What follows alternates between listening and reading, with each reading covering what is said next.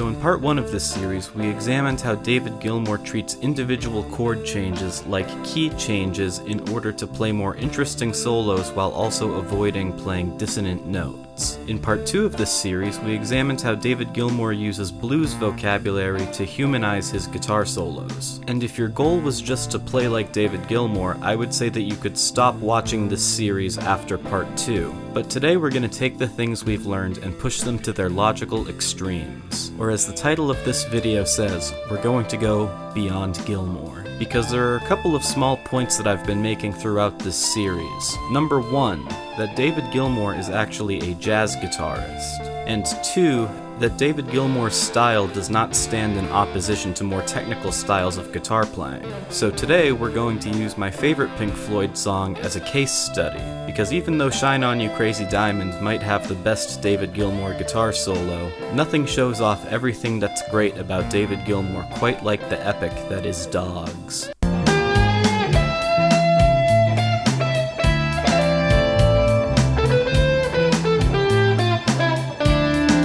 So in order to understand why Dogs is David Gilmour's masterpiece, we have to understand what makes it different from other Pink Floyd songs, and why those things make it harder to solo over. So when I talked about Comfortably Numb in part 1 of this series, I talked about how even though most of the chords are in the same key, David Gilmour treats them like they're all in separate keys during his guitar solos. That being said, I did say in that video that even though Dave treats them like they're in separate keys, there is a way to treat them like they're all in the same key, and if you're careful you can get away with using fewer scales in that song. But this sort of utilitarian approach to improvising isn't going to work over Dogs, because not only are most of the chords not in the same key, I don't think any of these chords are in the same key. This means that the approach that we talked about in part 1 isn't just optional anymore, it's mandatory.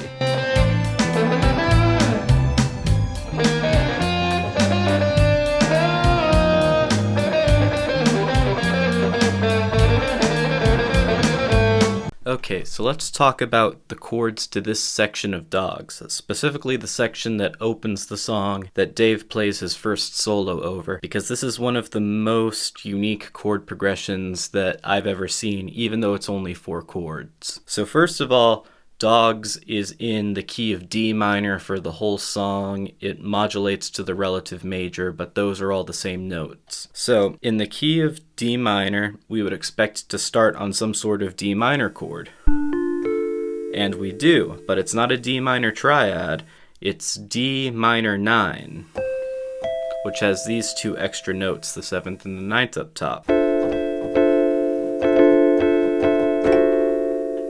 And there's nothing really weird about this chord. It's a very common chord, especially in jazz and other styles of music that use a lot of really colorful chords. And the scale that we usually pair with this chord if we want to solo over it is D Dorian.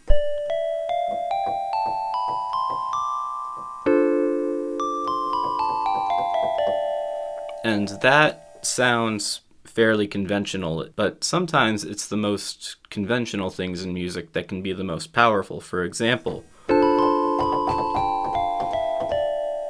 that's literally a phrase from David Gilmour's solo, and it's awesome. So there's really not too much to say about this chord. It's a common chord. The scale that we play over it is unconventional. It's the scale that Dave plays in his solo. So moving on, we have E flat minor 9 over B flat. So that's B flat, E flat, G natural, B flat, D, and F. And this chord is unconventional for several reasons, so let's look at it in isolation first. So in classical music, you see major chords with their 5th in the bass fairly often because it serves an important role in classical harmony. But outside of classical harmony, you don't see it very often because it just doesn't sound too different from a root position chord. So here's a root position chord. Here's the same chord with the 5th in the bass. So like with that lower note, it sounds a little bit thicker, but we could easily do that with any note. So here's the root in the bass but an octave lower. So in jazz, what you're more likely to see is the 3rd in the bass because it gives the chord a little bit of extra color, like this. But in Dogs we have the 5th in the bass, which is objectively strange. But aside from the lowest note, there's nothing weird about this chord, and the scale that we play over it is E-flat Lydian.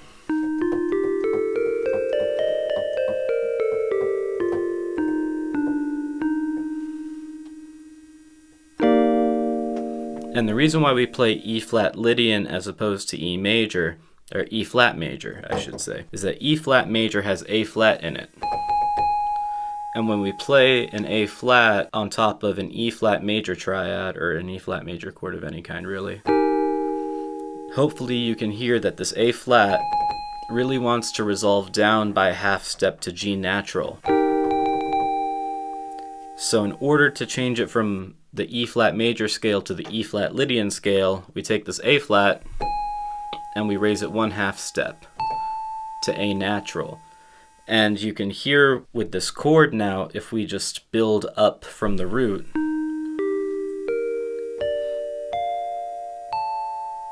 that sounds really pretty. That doesn't really want to go anywhere. It's perfectly happy to stay where it is.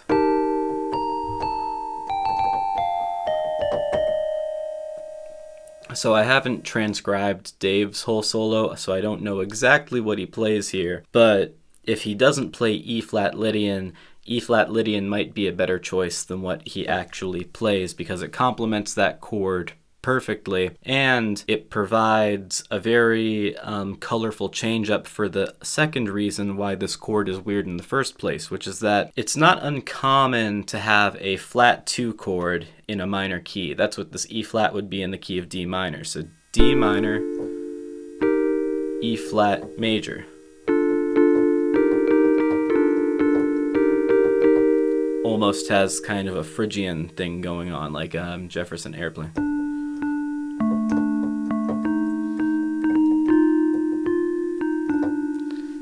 And so, if these were just triads,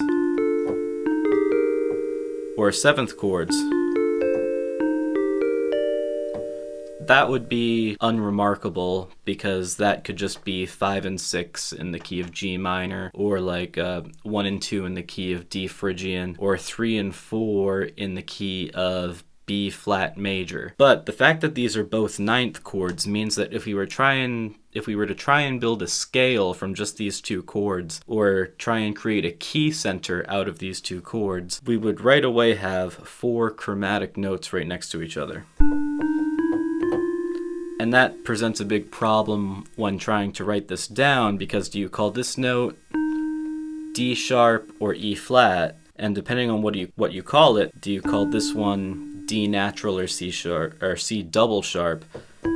Do you call this one F flat or E natural, etc.? And so it really complicates trying to create a key signature from these notes, because you would have accidentals in the key signature canceling each other out, which defeats the whole idea of having a key signature in the first place. So right from these very first 2 chords,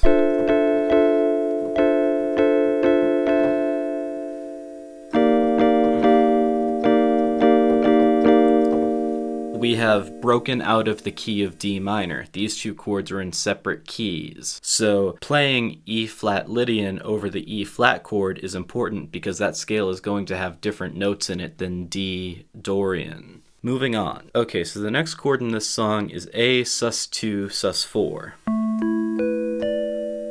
And so this chord is interesting because it does occur naturally in the key of D minor, but earlier I said that all of the chords in this song are in separate keys. At least I think they are. So how do I know that? Well, let's try and play our D Dorian scale over this chord.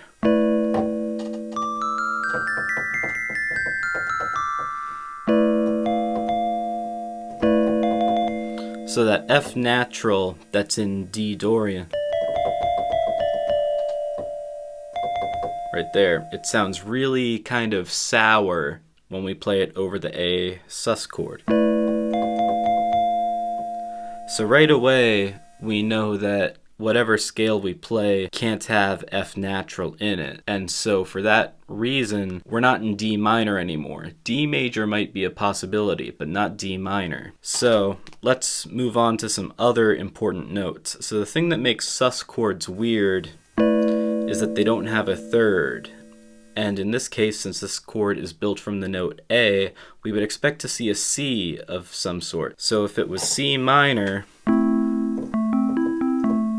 it would be, did I say C minor? If it was C natural in this chord, it would be an A minor chord. But if it was a C sharp, it would be a major chord. So let's see how different C's sound over this chord.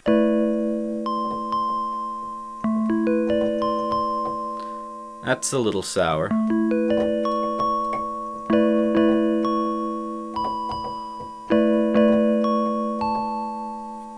So C sharp is an option. So we could play a major scale there, but since this song is originally in the key of D minor, I would say that C natural is also an option. The real question is, how much do you want to tie this chord back to the original key or make it feel like it's in its own key? The only issue with C sharp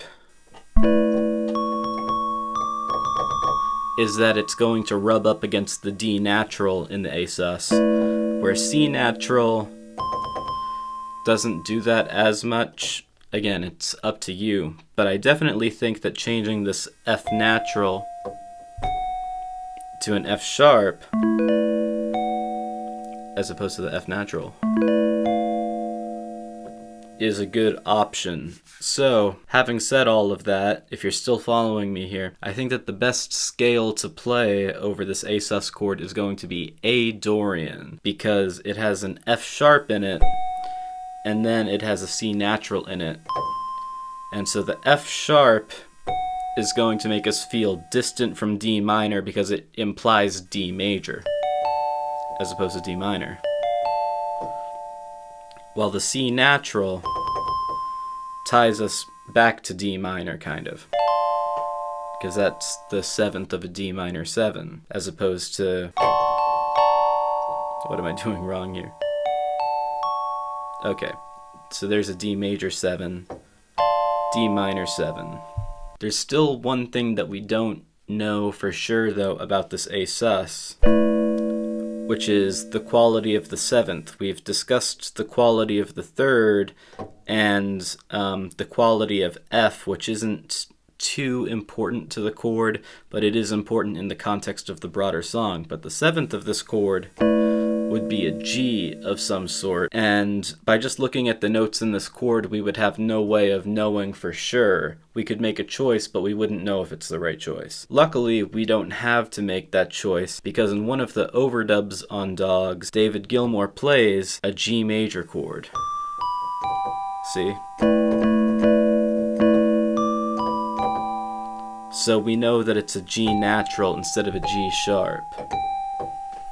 Again, proving my idea that we should play A Dorian here.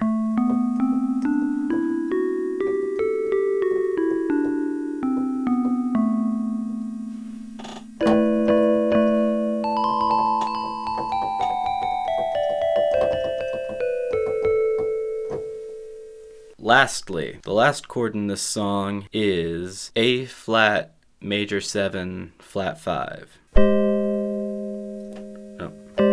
There we go.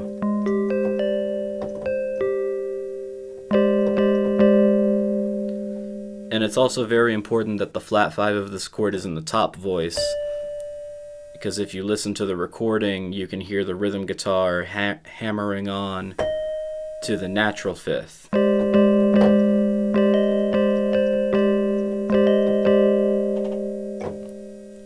And so, everything we need to know about the scale that we play over this chord is already given to us in this chord, because we have the root, the major 3rd, the 7th, and then we get the 5th, it's just a little hammer-on thing, and then we also have the flat 5.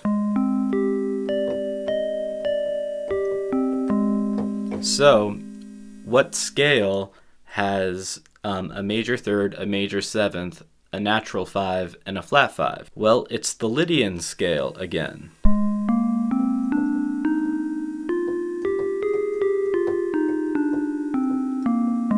It's just A flat instead of E flat this time. And that's really like the only scale you can do, because the third and the seventh, we know the quality of the third and seventh. And so something more exotic like a Lydian dominant scale just isn't going to work, and neither is Lydian augmented, because we know it has a natural fifth instead of a sharp fifth, as opposed to... And again, I haven't transcribed Gilmour's whole solo, but that just seems like the best scale to play over that A flat chord. Because every note that we know is in the chord is in that scale, and yeah, I mean, it's just hard to justify it any more than that. So that was a lot, so I'm gonna split this section of the video into chapters and just label them based on the chord and the scale that they're paired with. But let's take everything we just talked about and apply it to some solos.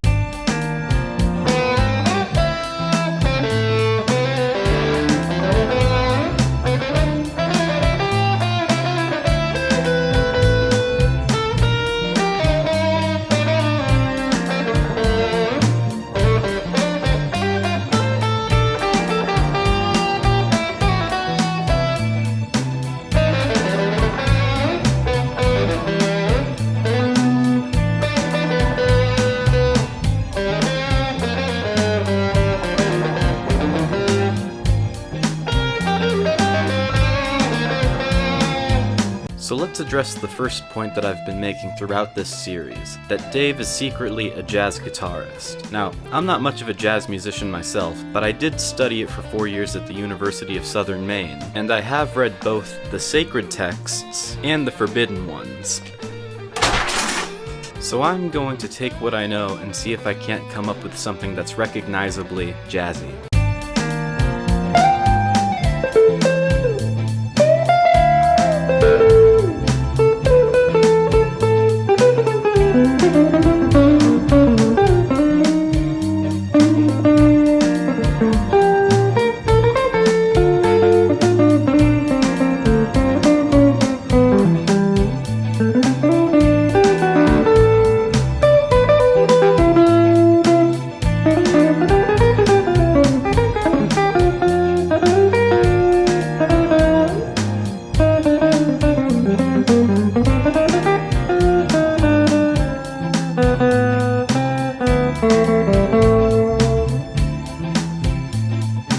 So I'm not going to spend any time in this video explaining what I just played, because in order to do a proper analysis and explanation, it really warrants its own video. But let's move on to the second point that I've been making throughout this series. There's this idea in the guitar community that David Gilmour's style is not compatible with technical guitar playing. Now, I've always found this idea really silly, so let's put it to the test. So in order to test my theory that it's actually possible to play fast while still sounding like David Gilmour, we're just going to take the lessons that I've been talking about in the series so far and add speed. Let's see how it sounds.